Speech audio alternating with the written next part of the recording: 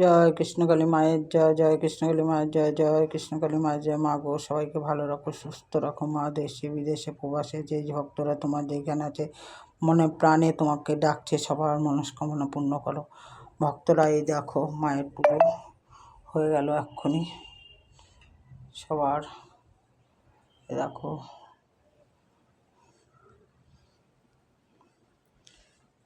দেখো মাকে ভালো করে, দক্ষিণেশ্বরী মাতা, ভোলে বাবা, মায়ের ভোগ আরতি দেখো, ঘট ফট।